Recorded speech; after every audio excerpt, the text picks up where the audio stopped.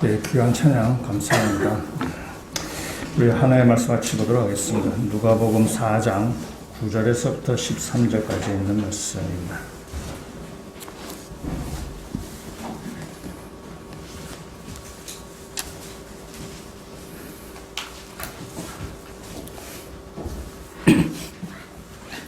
누가복음 4장 9절 말씀부터 제가 읽고 13절 말씀은 같이 읽도록 하겠습니다.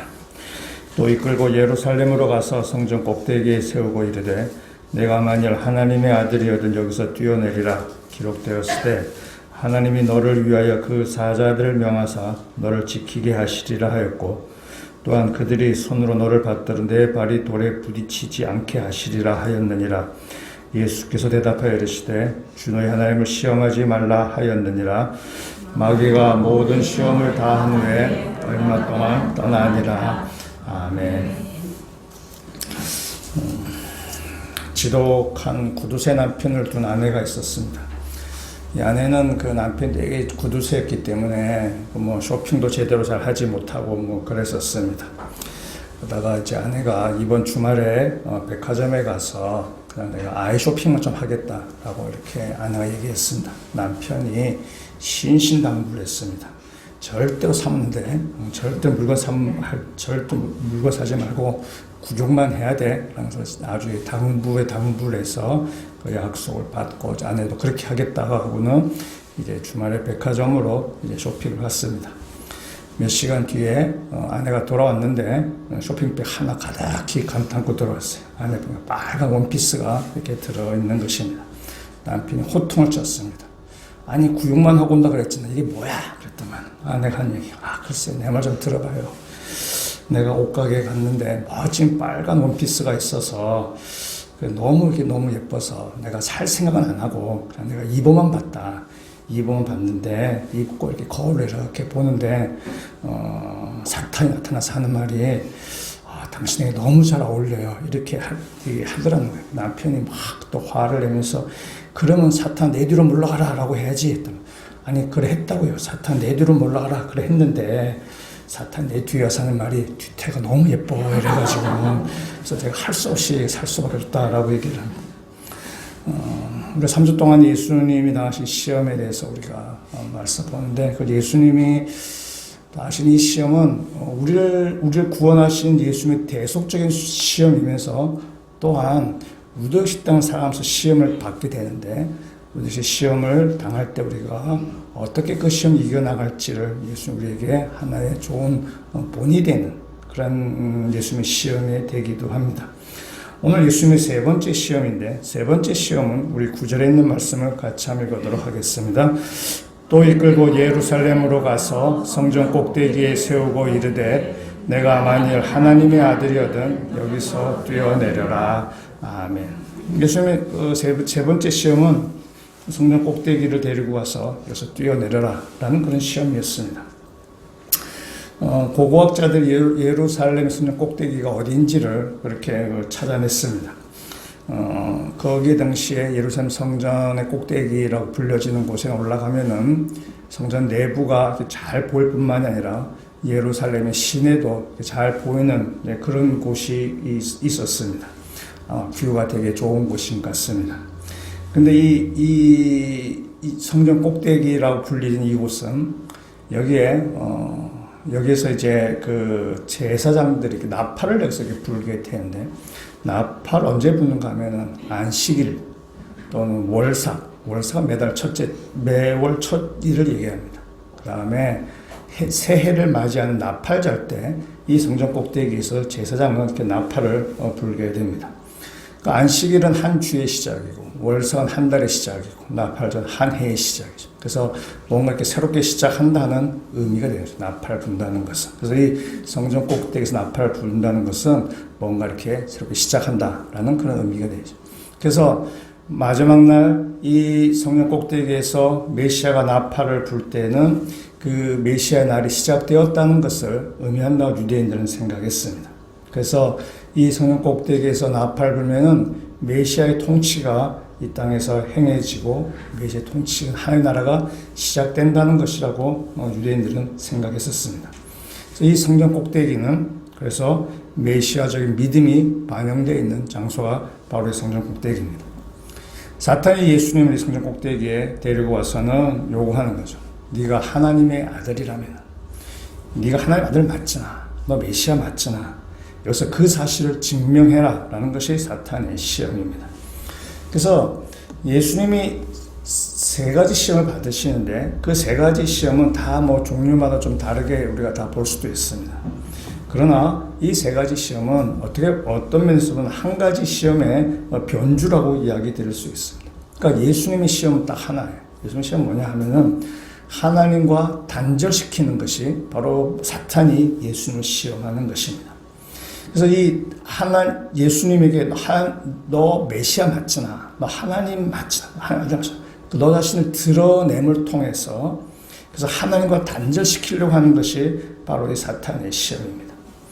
너 하나님의 아들이지나 라는 것은 사탄이 하나님이 예수 하나님의 아들인가 아닌가 그걸 몰라서 묻는 것이 아니고 하나님의 아들인가 분명히 알기 때문에 너의 능력을 발휘해서 너의 그 메시아적 능력을 발휘해서 너가 하고 싶은 대로 해라는 것입니다. 너가 하고 싶은 대로 해서 하나님과 단절시키려고 하는 것입니다. 아담이 받았던 시험도 마찬가지입니다. 아담이 받았던 시험도 하나님과 단절시키려고 하는 뱀의 유혹이죠. 뱀이 선악과를 가지고 아담에게 시험을 하죠. 이 과실을 먹는 날에는 내 눈이 밝아져서 하나님처럼 된다. 그러니까 하나님의 말씀에 순종하는 그런 피조물로서의 삶이 아니라 하나님처럼 된다. 너 하나님이 된다. 라고 해서 하나님과 단절시키려고 하는 것이 바로 이 사탄의 시험이었습니다. 아담이 선악과를 따먹고는 하나님과 정말 단절되어 버렸죠. 하나님 앞에 독립이 아니라 하나님 독립해라 라고 유혹했지만은 독립이 아니라 하나님과 단절된 것입니다. 하나님과 단절되어서 하나님부터 온갖 좋은 것들이 다 끊어져 버린 것이죠. 그래서 아담은 아내와 사이에서 불화하게 되고 스스로도 부끄러워하게 되는 그러한 하나님과의 단절을 맛보게 되는 것입니다. 사탄이 지금 예수님이 하는 시험이 바로 그것이죠. 하나님과 단절되게 하려는 것입니다. 단절되게 해서 하나님 앞에 대항하게 만들려고 하는 것이 바로 사탄입니다. 그래서 예수님이 이 땅에서 살아가신 동안에 예수님이 제일 두려워하고 제일 무서워하는 것이 바로 하나님과 단절되는 것 제일 두려워했습니다. 하나님과 단절되지 않냐고 예수님은 하나님 앞에 철저히 순종해서 하나님 말씀대로 살아가기를 예수님은 원하셨고 그 싸움을 예수님은 이제 이 땅에 살아가신 동안에 하시게 된 것입니다. 오늘 사탄이 예수님을 시험하게 되는데 시험할 말씀 보시면은 10절과 11절에 있는 말씀에 하나님의 말씀으로 사탄이 시험합니다. 10절 11절 말씀을 같이 한번 읽도록 하겠습니다. 기록되었으되 하나님이 너를 위하여 그 사자들을 명하사 너를 지키게 하시리라 하였고 또한 그들이 손으로 너를 받들어 내 발이 돌에 부딪히지 않게 하시리라 하였느니라. 아멘. 사탄이 지금 예수님을 시험하죠. 너 성전 꼭대기에서 너가 뛰어내라. 뛰어내려 뭐 죽게 하겠어. 하나님께서 선사를 보내셔서 너를 돌이 너 발에 상하지 않도록 하나님께서 너를 지켜주지 않겠냐라는 것입니다. 그러면은 너도 메시아인 것이 드러나게 되고 또 예루살렘에 있는 시민들이 너를 굉장히 아주 이렇게 추앙을 해서 굉장히 너 인기도 굉장히 높아질 것이다 라는 것이 바로 사탄의 시험이죠. 그러니까 사탄의 시험은 예수 그리스도에게 메시아 되는 굉장히 쉬운 길을 지금 제시하는 것입니다. 돌을 떡으로 만드는 것도 굉장히 쉬운 길이고 메시아로서는 또 이렇게 높은 산에 가서 경배함을 통해서 그 세상의 권력을 쟁취하게 되는 것도 굉장히 쉬운죠. 사탄이 경배하면 되는 거니까. 그래서 성에 뛰어내리라는 것도 굉장히 쉬운 길입니다. 그래서 메시아 되는 굉장히 쉬운 길을 가지고 예수님을 시험을 하는 것입니다. 예수님은 십자가의 길을 걸어가시죠. 십자가의 길을 통해서 하나님의 나라에 다스리는 통치한 왕이 되시는 것이지 쉬운 길로 가시는 것은 아닙니다. 사탄이 지금 이 성경 말씀을 가지고 예수님 시험하는데 오늘 이 말씀은 시편 91편에 나오는 말씀입니다. 우리 시편 91편을 같이 한번 찾아보도록 하겠습니다.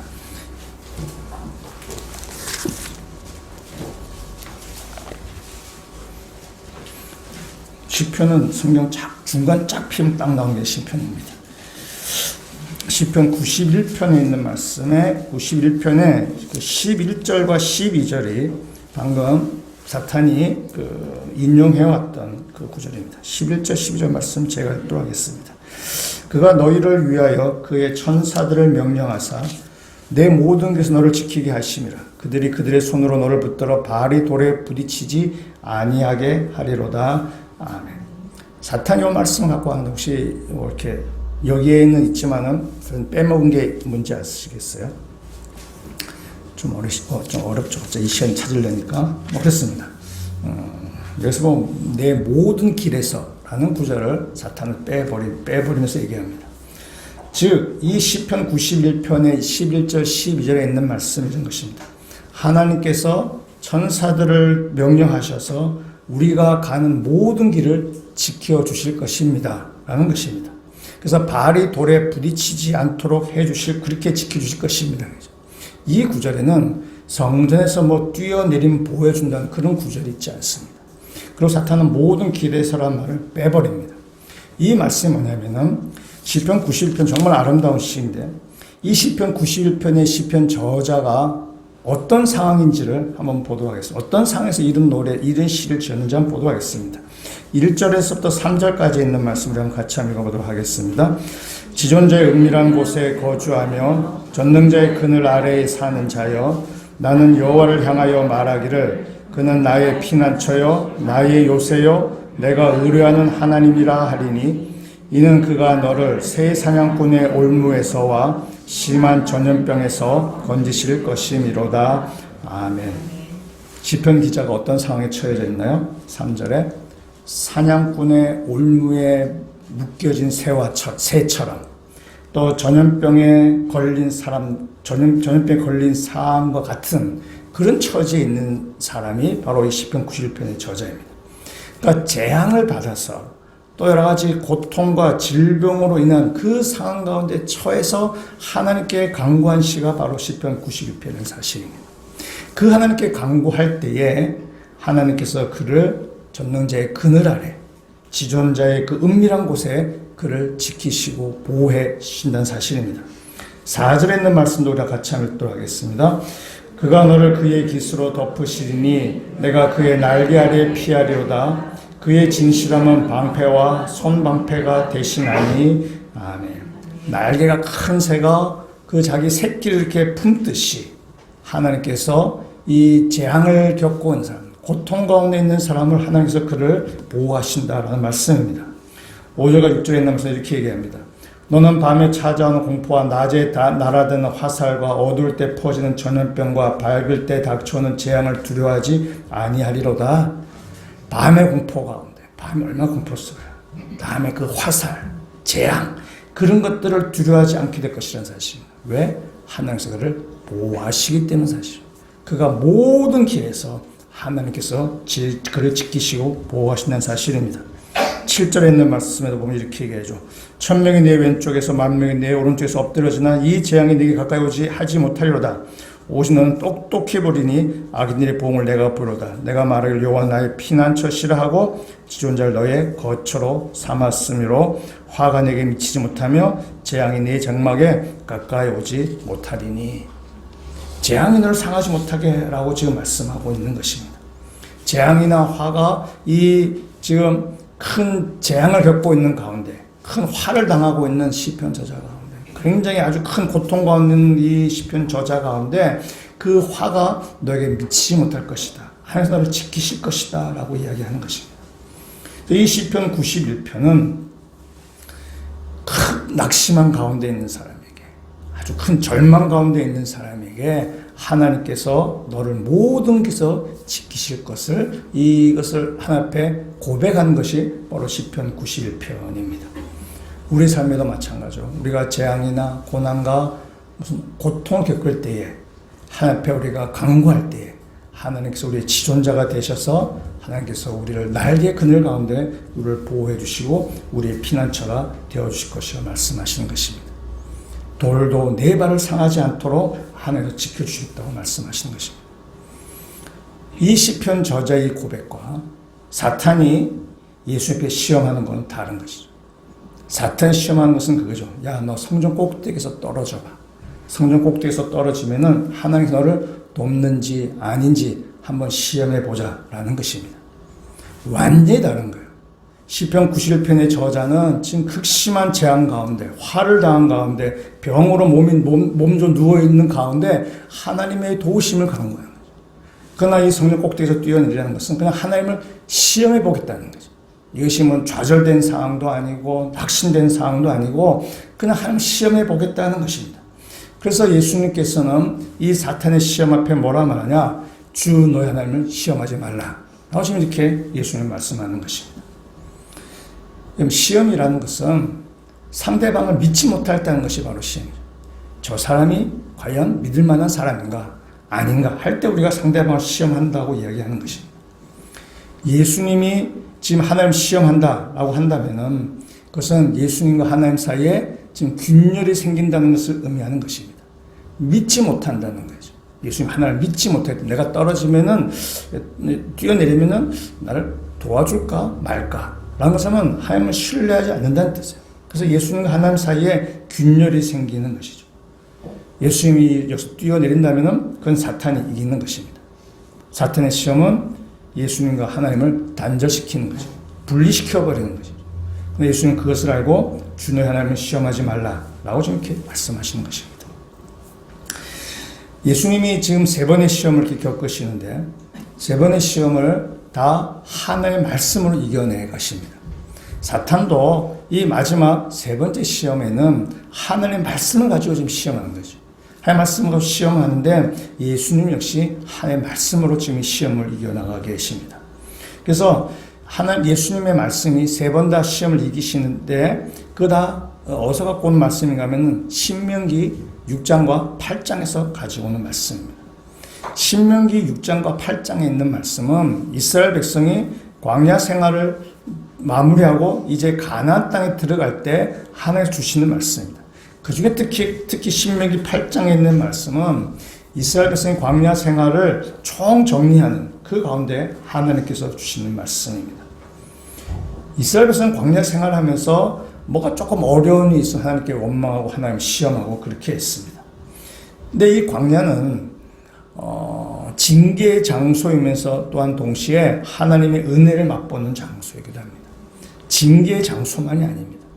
하나님의 그 가운데서 하나님의 은혜를 맛보는 것이 바로 이 광야이죠. 그래서 장로님도 광야의 기도 중에 말씀하셨지만 우리 인생은 광야와 같은 게 우리가 인간이 불순종해서 이 인생의 험한 길을 걸어가지만은 이 가운데 하나님의 은혜를 우리가 맛보면서 살아가는 거죠. 우리 인생은 광야와 같은 길이라고 얘기합니다. 신명기 8장 2절에 있는 말씀을 보시면은 앞에 스크린 나와 있을 텐데 신명기 8장 2절 말씀을 같이 한번 읽어보도록 하겠습니다. 내 하나님 여호와께서 이 40년 동안에 내게 광야 길을 걷게 하신 것을 기억하라. 이는 너를 낮추시며 너를 시험하사 내 마음이 어떠한지 그 명령을 지키는지 지키지 않는지 알려 하심이라. 아멘. 이스라엘 백성은 광야에서 하나님을 경험했습니다. 그래서 자신을 낮추는 시험인 것을 이스라엘은 견디어야 되는 거죠. 그래서 이 광야와 같은 상황 가운데 만났을 때에 이것을 하나님을 시험하는 것이 아니라 그걸 나를 낮추는 그런 과정으로 삼아야 되는 거죠. 나를 시험해야 되는 거죠. 하나님을 시험하는 것이 아니라 내 자신을 시험, 훈련 이렇게 가는 것이 바로 광야의 의미입니다. 그래서 8장 그 위에 8장 3절에 이렇게 이야기하는 것입니다. 8장 3절 말씀 같이 읽도록하겠습니다.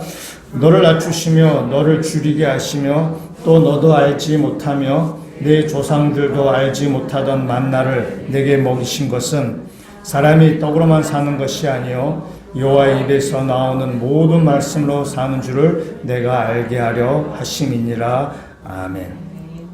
사람이 떡으로만 사는 것이 아니라 하나님의 말씀으로 사는 것을 경험하는 것입니다. 그것이 이스라엘 백성이 광야에서 겪었던 일이죠.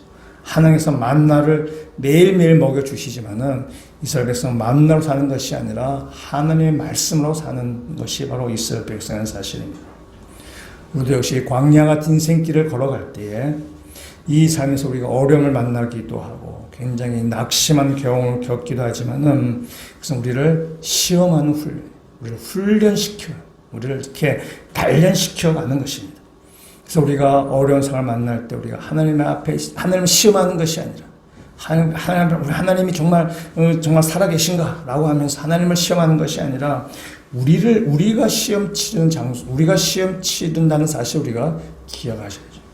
이 땅을 살아가면서 우리는 하나님 앞에 단련되어 가는 과정이죠. 광야에서 하나님만 바라보면서 사는 것처럼 하나님만 바라보는 그 삶을 우리는 사는 것입니다. 예수님이 이 세 번의 시험을 통해서 우리에게 그것을 보여주셨습니다. 예수님 말씀으로 이 사탄을 이기셨고 예수님께서는 하나님의 그 능력에 힘입어서 사탄의 시험을 이겨나가셨다는 사실입니다. 때문에 우리가 이 광야 같은 인생길에서 우리가 살아갈 때 우리가 시험을 이길 수 있는 길은 뭐냐? 하나님의 말씀으로 무장되어 있어야 된다는 사실입니다. 하나님의 말씀을 가득 채워져야만 우리는 이 시험을 이길 수 있습니다. 사탄이 세 번째 시험에서 앞에 첫 번째와 두 번째와는 다르게 하나님의 말씀을 가지고 시험에 들어옵니다. 우리 삶에 있어서도 하나님의 말씀으로 시험할 때가 있겠죠. 여러분하고 사탄하고 누가 성경을 많이 알겠습니까? 감히 말을 못하시는 사탄이 훨씬 말씀 많이 알겠죠.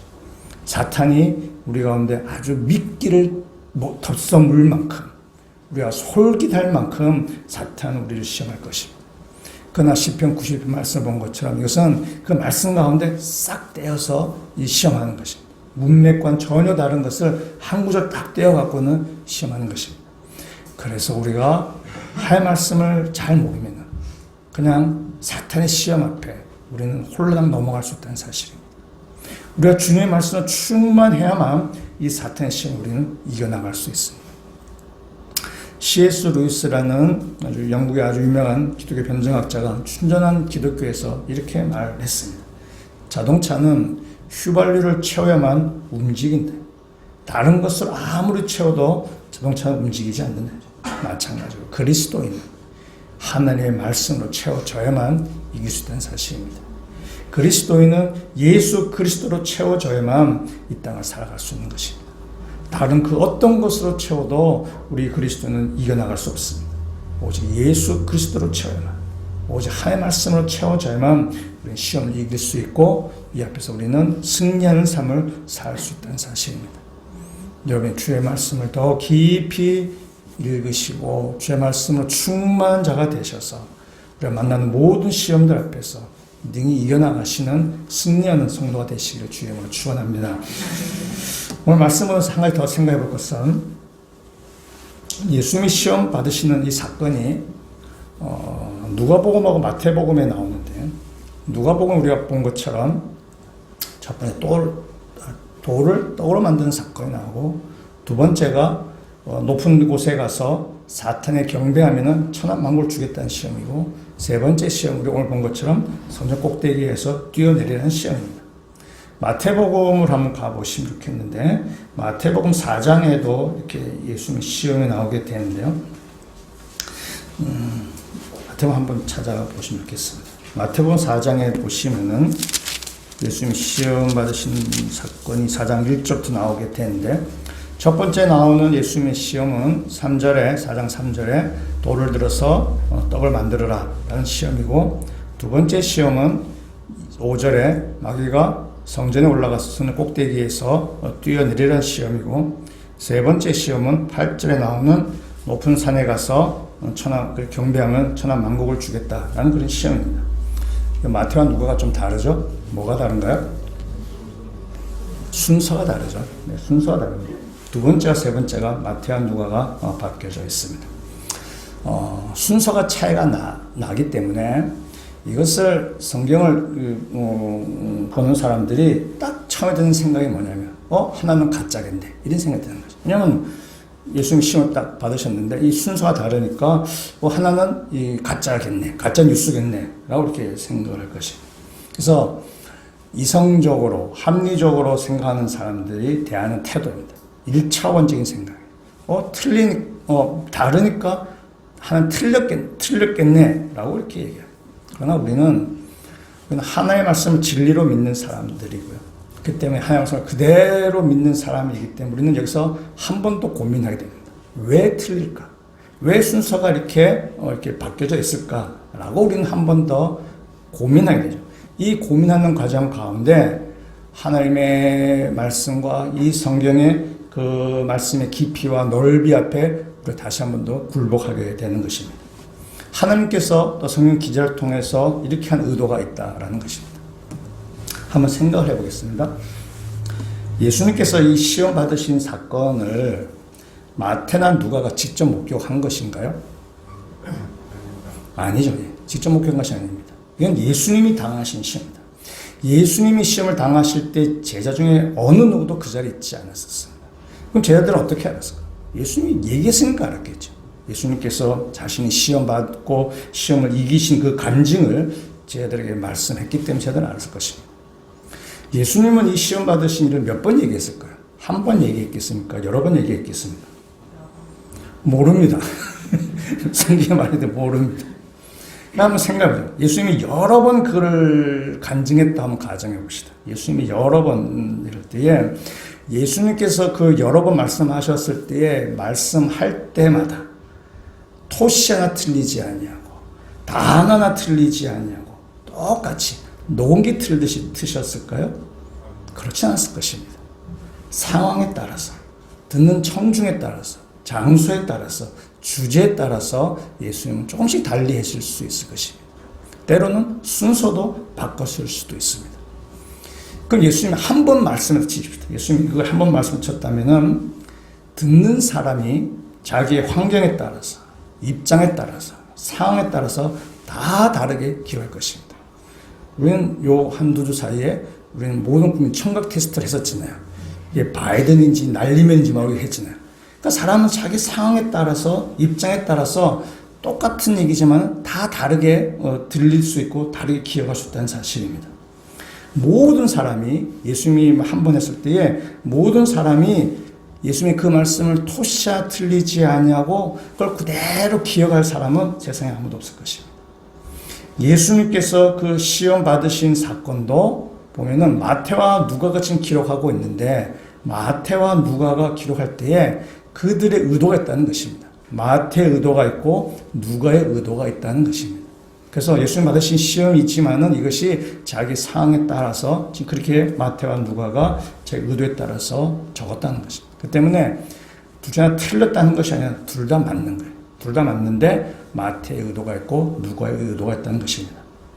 여러분 마태복음 지금 펴놓고 계실 텐데 마태나 누가나 지금 시험이 세 개가 나오는데 세 개의 시험이 다 의미가 있고 다 중요한 그 가치를 갖고 있는데 여러분 세 개의 시험 중에 강세가 어디에 있겠습니까?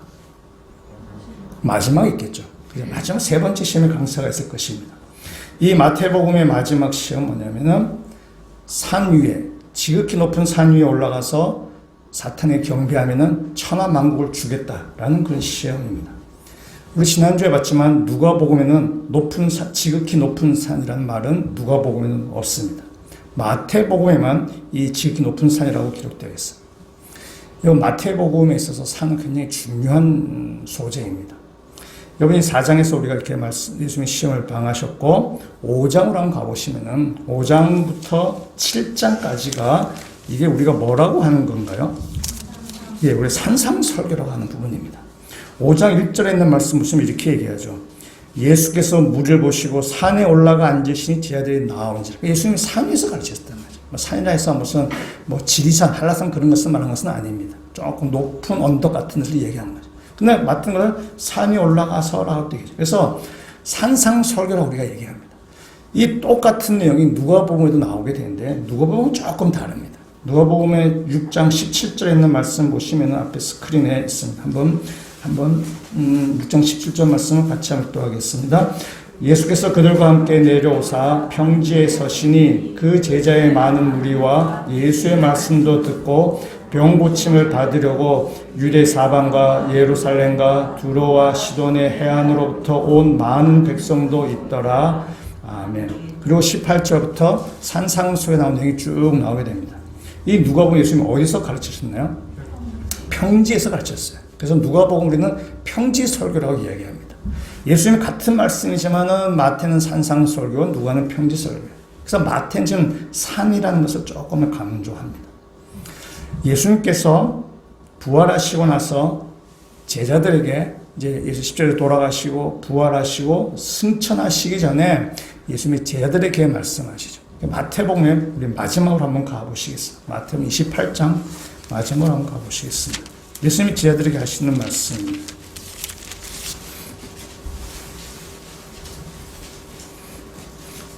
오늘 성경을 몇 군데 좀 찾을 텐데 빨리빨리 찾아오시면 좋을 것 같습니다. 마태복음 28장 16절 말씀 같이 읽도하겠습니다. 11 제자가 갈릴리에 가서 예수께서 지시하신 산에 이르러 아멘. 예수님이 마지막 승천하실 때 지금 산에 이르렀다라고 지금 이야기합니다. 그 산에서 제자들에게 마지막 말씀을 하시는 것입니다. 우리가 잘 아는 마태복음 그래서 28장 18절 이하에서부터 제자들의 주신 대위임 명령을 하는 것이죠. 18절 말씀이 이렇게 얘기합니다. 예수께서 나와 말씀하여 이르시되 하늘과 땅의 모든 권세를 내게 주셨으니 예수님께서 하나님 모든 권세를 받으셨어요. 예수님의 시험을 다시 예수님의 세 번째 시험을 생각해 보시면 마태복음의 세 번째 시험은 뭐냐면 지극히 높은 산에 가서 사탄에 경배하면은 세상의 모든 권세를 주겠다라고 말씀하셨죠. 주겠다고 말했죠. 예수님 거기서 사탄을 경배하지 않았어요. 그래서 그날 마태복음 28장에 와서 예수님은 하늘과 땅의 모든 권세를 받으셨어요. 사탄에게 경배해서 받는 것이 아니라 하나님께 순종함을 통해서 하나님께로부터 세상의 세상 만물을 다스리는 모든 영광과 권위를 다 받으셨다는 사실입니다. 그 영광 권위를 받으시고 제자들에게 너희는 모든 교회 가서 제자 이렇게 아버지 아들과 아들의 이름 세례를 주고 제자를 삼아라 이렇게 말씀하죠. 예수님이 하나님으로부터 모든 권세를 받으신 다음에 제자에 다시 위임해줍니다. 어디서? 산에서. 그러니까 마태에서 산은 굉장히 중요한 단어이죠. 그 때문에 마태는 마지막 시험을 높은 산에서 예수님이 사탄에 경배하는 것으로 그 시험을 삼는 거죠.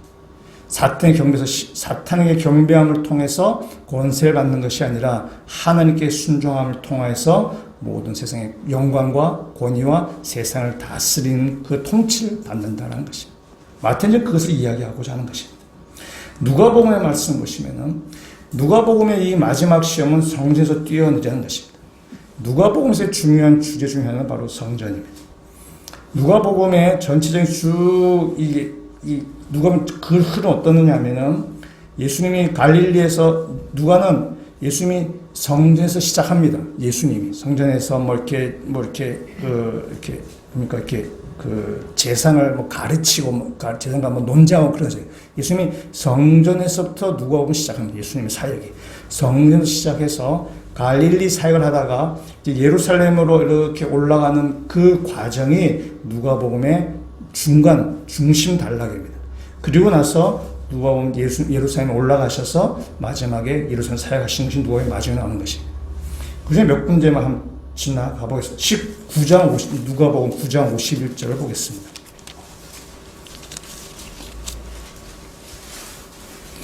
(9장 51절) 말씀 같이 읽도록 하겠습니다. 예수께서 승천하실 기약이 차감해 예루살렘을 향하여 올라가기로 굳게 결심하시고 예수님이 예루살렘 가기로 결심하셨어요. 그래서 예수님이 올라가는 겁니다. 9장 50절 쭉 예수님이 이제 그 갈릴리에서 예루살렘 쭉 가는 그 과정이 쭉 이야기하고 있습니다. 그래서 19장으로 가셔서 19장 28절 있는 말씀을 가보시면은 19장 28절 말씀 이렇게 되죠. 예수께서 이 말씀하시고 예루살렘을 향하여 앞서서 가시더라 하죠. 그러니까 9장 51절부터 19장 27절까지는 예수님이 갈릴리에서 예루살렘으로 쭉 가는 과정 가운데 있었던 일들을 기록하고 있고 19장 28절부터는 이제 예루살렘에 들어가서 여기서 호산나도 하고 그 얘기가 쭉 나요. 그러니까 누가복음은 성전이 굉장히 중요한 주제로 나가고 있어요. 그래서 누가는 예수님의 시험 가운데 마지막 시험을 예수님이 성전에서 시험 받는 것으로 지금 마무리하고 있어요. 그리고 그 성전에서 시험을 예수님은 이기시는 것입니다. 예수님은 그 성전에서 사탄의 시험을 이기시는데 이것을 예수님의 궁극적인 승리의 하나의 모티브 또 궁극적인 승리를 하시는 하나의 복선으로 누가는 지금 그 성전에서의 시험을 지금 이야기하고 있습니다.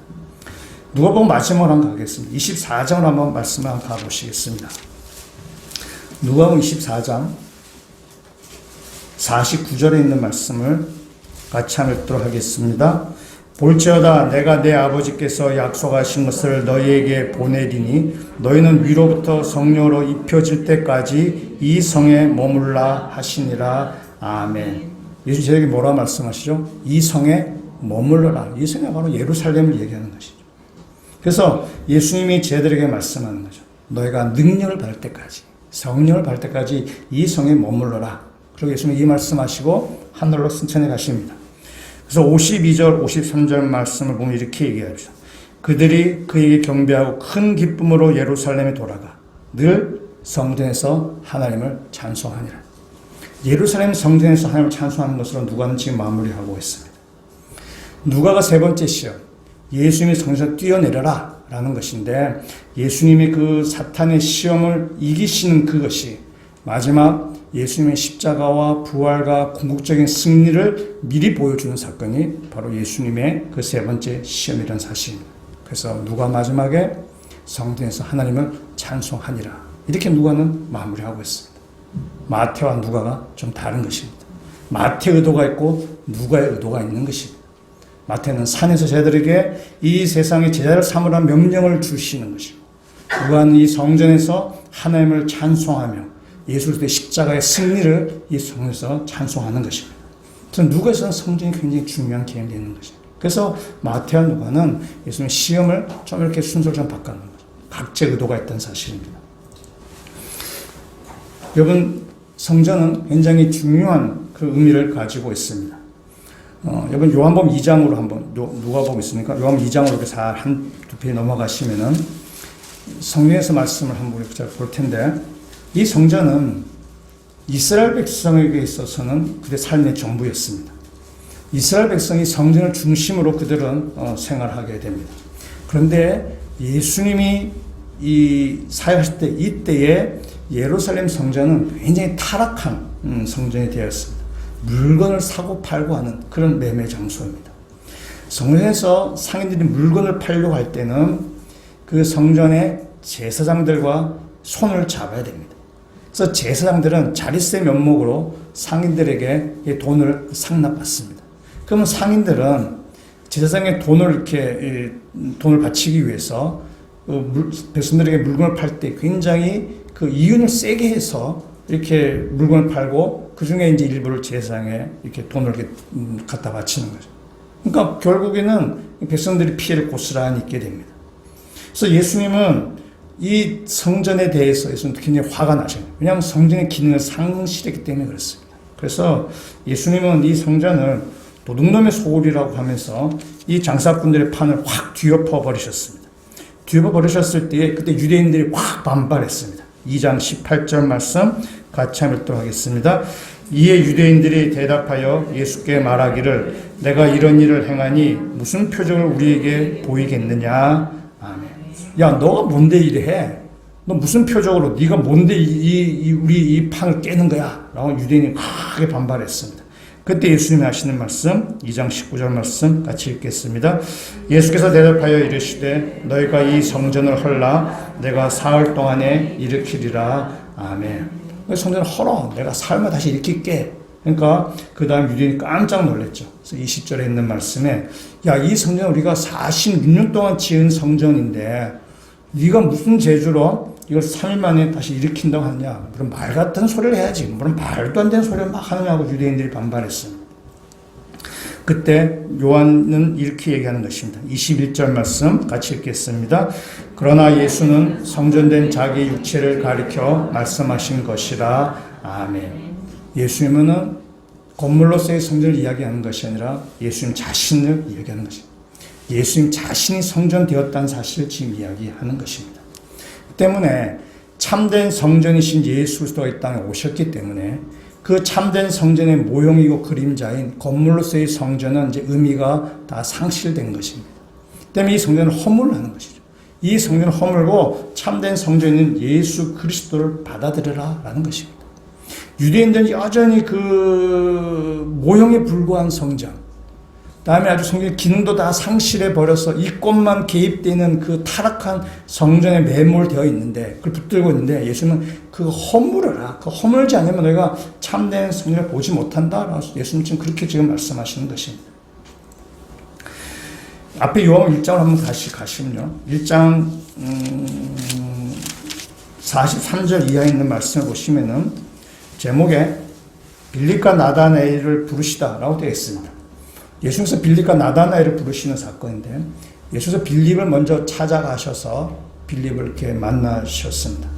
그 빌립이 이제 메시아를 만났다고 생각했어요. 그래서 빌립이 자기 친구 나다나엘에 갑니다. 나다나엘에 가서 야, 우리가 메시아를 만났다.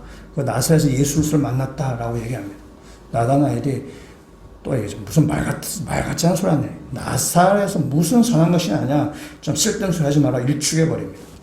그래도 빌립이 워낙 확신에 차서 이야기를 하니까 나다나엘이 빌립을 따라서 예수님께 갑니다.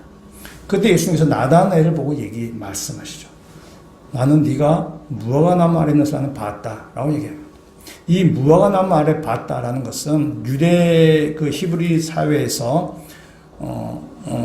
어떤 안식된 상태, 평안한 상태를 표현하는 관용적인 표현입니다. 이런 구약의 선지서나 볼 때 무화과나무와 포도나무에서 안전히 살았더라 라는 그런 표현이 항상 나옵니다. 그건 관용적인 표현이에요. 실질적인 그 나무라 굉장히 평안한 가운데 아주 샬롬을 누렸다라는 것입니다. 그래서 이 무화과나무 아래는 평안이 있고 샬롬이 있기 때문에 그 안에서 말씀을 읽고 말씀을 나누고 말씀을 가르치고 배우고 묵상하는 것이 바로 이 무화과나무 아래입니다.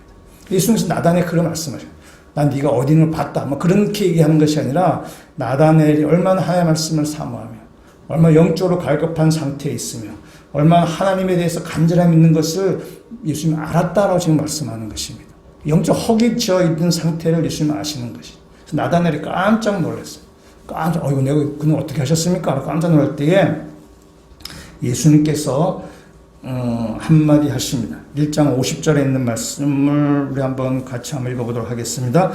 예수께서 대답하여 이르시되 내가 너를 무화과나무 아래에서 보았다 함으로 믿느냐? 이보다 더 큰 일을 보리라. 아멘. 너 그런 일로 놀래냐? 내가 너에게 더 큰 일을 내가 보여주겠다 라고 하면서 51절에 더 큰 일이 무언가를 지금 이야기하고 있습니다. 51절 말씀을 같이 읽도록하겠습니다. 또 이르시되 진실로 진실로 너희에게 이르노니 하늘이 열리고 하나님의 사자들이 인자 위에 오르락내리락 하는 것을 보리라 하시니라. 아멘. 이 이야기는 하늘이 열리고 천사들이 오르락내리락 한다는데, 이것은 뭐 성경 우리가 아시는 성경 조금만 읽으시면 아시죠. 창세기 때 야곱을 이야기하는 이야기입니다. 야곱을 연사하는 사건입니다. 야곱이 형 에서의 그 칼날을 피해서 도망갈 때에 그 길에서 노숙할 때에 하나님께서 야곱에게 나타나셨죠. 야곱이 나타나셔 환상 중에 그 계단이 하늘에서 땅까지 이루어지는 계단이 있고 거기에 천사들이 오르락 내리는 것입니다. 그래서 하나님께서 야곱에게 말씀하셔. 네가 어디로 가든지 너가 다시 돌아올 때까지 내가 너와 함께 하겠다라고 말씀하는 것입니다. 그 사건을 지금 이야기하는 거죠. 그 사건 이야기인데 야곱이 그 환상을 본 장소가 어디냐? 베델입니다. 베델의 뜻은 여호와의 집이라는 뜻입니다. 그러니까 여호와의 집에서 야곱은 환상을 지은 것입니다. 하늘 문이 열리고 하늘과 땅이 오르락내리락, 하늘과 땅이 연결되어 있는 것을 야곱은 것입니다. 예수님은 그것을 지금 인용해서 말씀하시는데, 이 계단이 어디에 있느냐 하면은 51절에 인자 위에 오르락내리락. 인자는 바로 예수 그리스도. 그러니까 예수 그리스도가 하나님과 이 땅 사이에 연결 통로가 된다는 것입니다. 베델, 여호와의 집에서 하나님과 이 땅이 연결되는 것처럼 예수 그리스도를 통해서 하늘과 이 땅이 연결되는 것을 지금 주님께서는 지금 말씀하세요.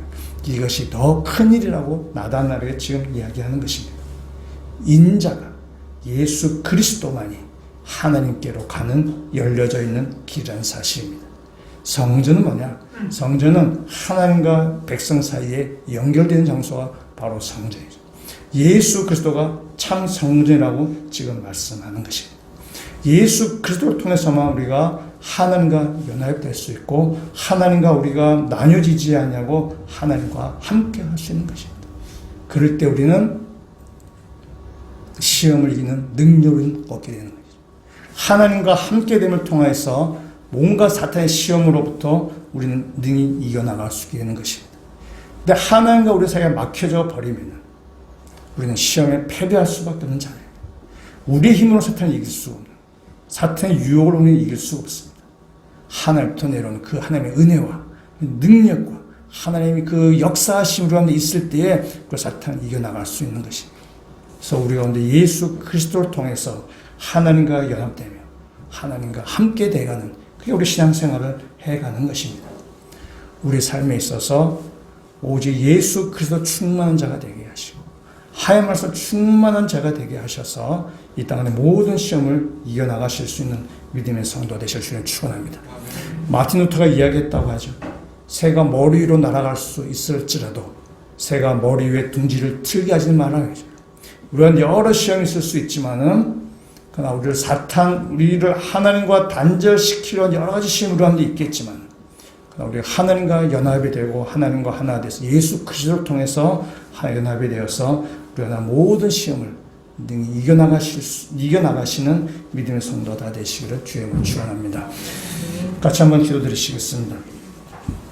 주님, 우리 앞에는 시험과 유혹이 끊이지 않습니다. 우리 힘으로는 그 시험을 능히 이길 수 없는 자들입니다. 주님의 능력으로 힘입어 우리 시험을 이길 수 있음을 저희들 이 시간 고백합니다. 하나님, 우리 가운데 말씀으로 채워지게 하여 주시고 예수 그리스도 채워지게 하여 주셔서 그러나 모든 시험과 유혹을 승리하며 살 수 있도록 주님 저희를 인도하여 주시옵소서. 예수 그리스도에서 하나님과 우리 연결되겠사오니 하나님과 단절되지 아니하며 독립되지 아니하며 예수 그리스도 하나님과 하나가 된 자가 되게 하여 주셔서 이 세상을 능히 이겨나가는 모든 주의 백성들 되게 하여 주시옵소서. 예수 그리스도 이름으로 기도합니다. 아멘.